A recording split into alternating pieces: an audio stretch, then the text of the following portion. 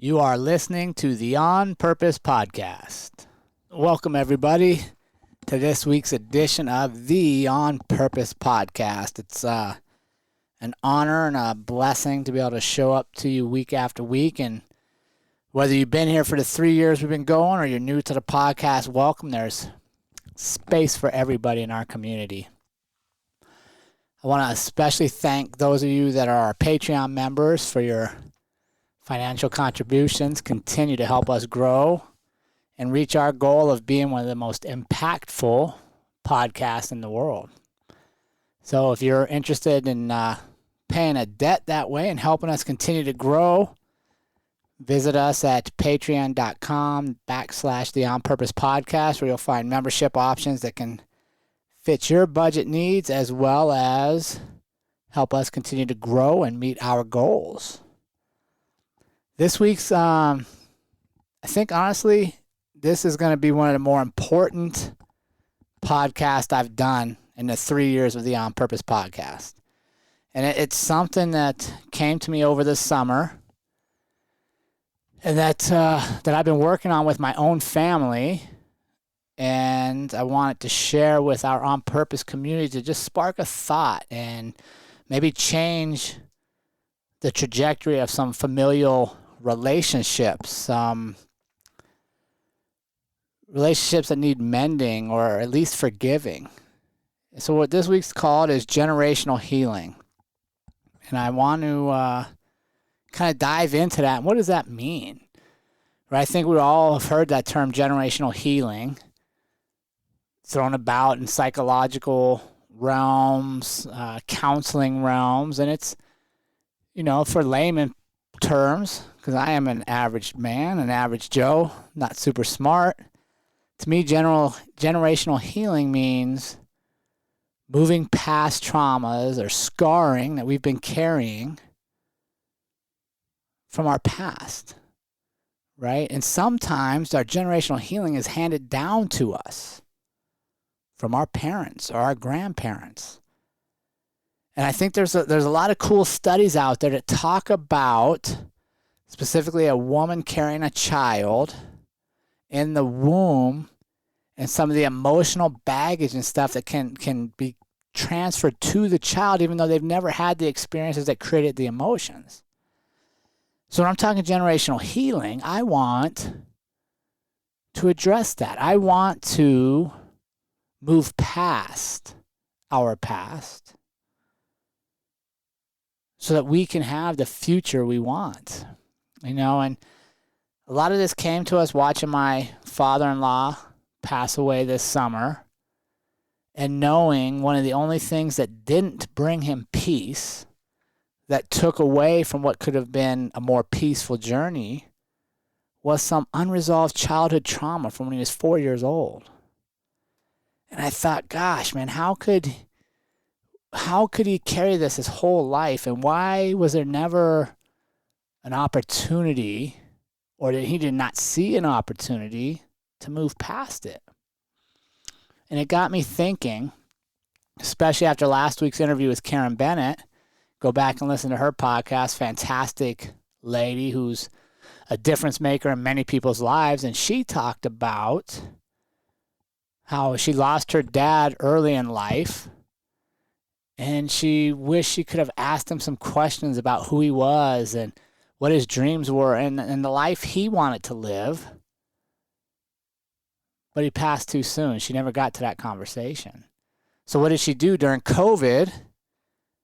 She did a Zoom interview with her mom and recorded it, asking her all the questions she thought that she wanted to know and that future generations of her family might want to know. So now her mom's story can live on, and they've had a chance to talk about things and perspectives on situations in their life, right? And I thought, man, what a great story that is, and how many times I hear generational healing being applied to those that are about to pass.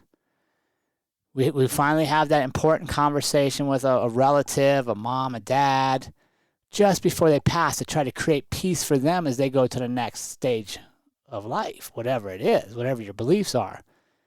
We want to create so much peace for them at that moment. And I thought, wait a second. Why should we be waiting until somebody's at that point in their journey to help create peace? Why don't we reverse engineer our generational healing? Why do so many people I coach and mentor in life still feel inadequate or less than, incapable of, not talented enough, not worthy enough of things in life, of goals, of dreams? Not because of anything anybody recently told them, but maybe what a parent told them when they were young, what a school teacher told them when they were a kindergartner. And now here they are almost 50 years old and they still hold on to these beliefs that a kindergarten teacher instilled in them.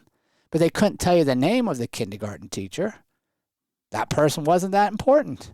They don't even remember their name. Yet I carry their words with me forever. And their words limit my beliefs. They limit what I can do. And I thought, wait a second. Why don't we have generational healing conversations sooner?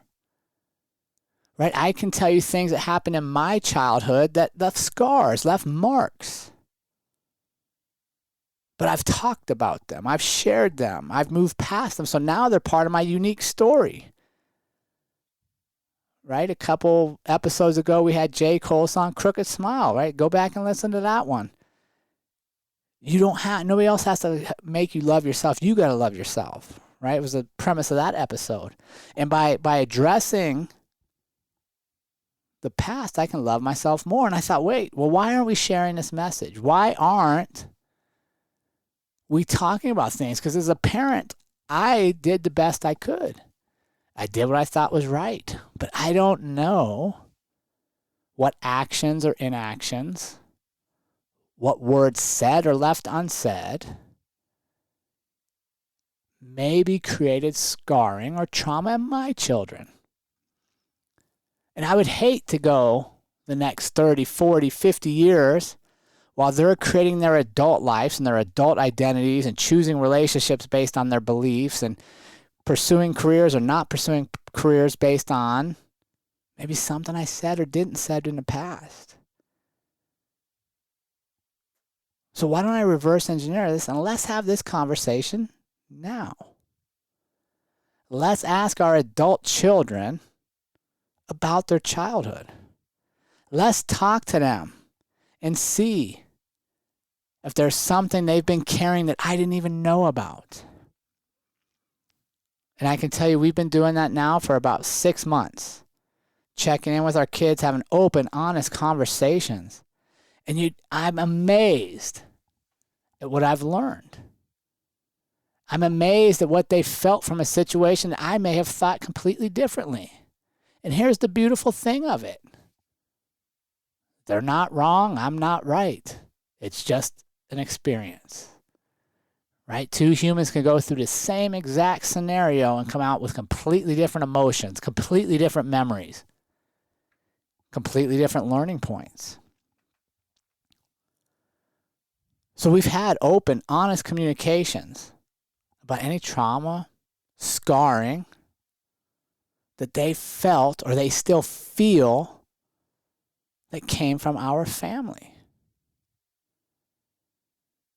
Right? Especially in our family, our oldest daughter to our youngest daughter is a pretty good age gap there. Well, it's easy for one to maybe feel left out because the other was getting more attention. It's easy for one to feel less important than the other, less loved. But by having these conversations, we're opening doors to healing.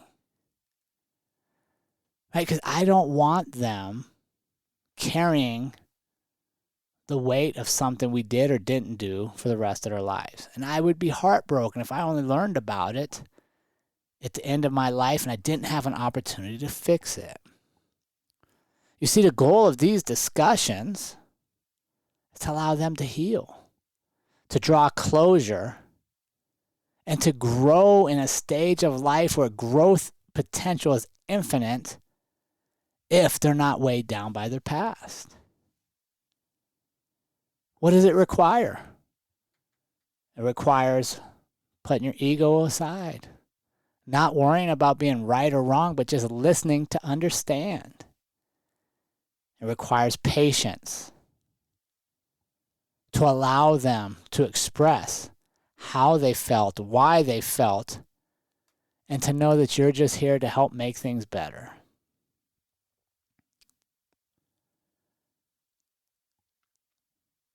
It's not the goal of these conversations to defend yourself, to dismiss their feelings or emotions, but to embrace them. Because I, as a human, just as you, and especially as a parent, we're flawed. We're imperfect. But what I will tell you is in our imperfections is our uniqueness. And the imperfections are the stories that we share around campfires because they create memories. But they also create weights and excuses and reasons and doubts and fears. Over the last 6 months having these talks, I can tell you we have cried. We have laughed, hugged, and apologized. But the best thing I've done, and something I haven't been good at most of my life, but I'm getting better at, is I've listened without prejudice. I've listened to understand their perspective, their feelings, and to embrace them as who they are as they move into adulthood. And to let them know that they don't have to be perfect in their relationships, whether it's parenting or spousal relationships, but they have to be willing to listen and understand and create space for people to tell them their feelings and to feel heard. So I ask you, On Purpose community, can you open the door for healing with your children, your siblings, your spouses, your family? Open the door to listen and to hear their perspective so that you can help lighten their loads and in turn lighten the load you're carrying. My goal is that the generational healing allows the trauma and scarring to stop here so that my children don't pass on any emotional baggage I've left them with to their children, so that our future children can thrive and see the world with hope and opportunity, not to be burdened by issues that are left unresolved because I didn't have the courage to listen or ask. I've come to realize a lot of my parenting flaws, and there's studies out there that talk about a lot of other parenting flaws in other people, are a result of personally unresolved issues within the parents, which in turn creates the issues for our kids. And they're burdens that they don't deserve to carry. So I just ask this week, as you reflect and think about life, can we open the door for generational healing to take place? Can we put our egos aside and our desire to be right and to have somebody else be wrong? Can we put that aside enough to just listen and to hear and to understand? And in turn, open the doors for deeper love in our relationships and communication that allows all of us to thrive in the life we have here together. I'd love to hear from you all on your journey with this. You can DM us on Instagram, email us at onpurpose.official@gmail.com. And again, thank you so much for being here week after week with me. It is an honor and a privilege to be able to just share thoughts like this and ideas and challenge the status quo of so many people are living by day to day. And to create a purposeful community where each of us are allowed to thrive in our own unique way. Until next week, take care, and thank you again. And remember, team, life is far too short to live any other way than on purpose. We will see you all again next week.